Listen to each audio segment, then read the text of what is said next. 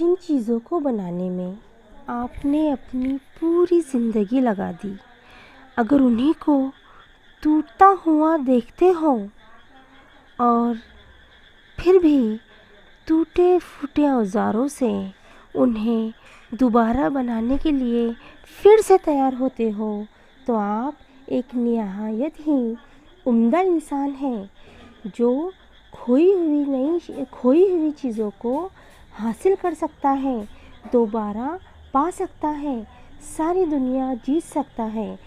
ऐसे एक उम्दा इंसान आप बन सकते हो। My dear students, now let us see the third and last stanza of the poem. If you can talk with crowds and keep your virtue, or walk with kings, nor lose your common touch. अगर आप आम लोगों से बेहतर अखलाक से बात करते हो या फिर आम लोगों को भूले बगैर राजाओं मतलब बड़े बड़े अहदेदारों के साथ चल सकते हो।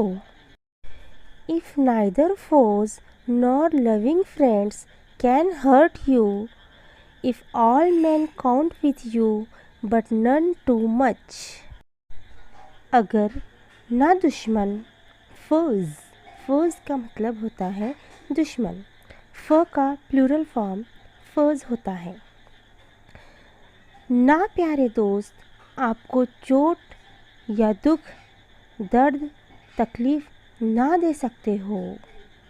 सभी आप पर भरोसा करते हैं लेकिन बहुत ज़्यादा भी नहीं। If you can fill the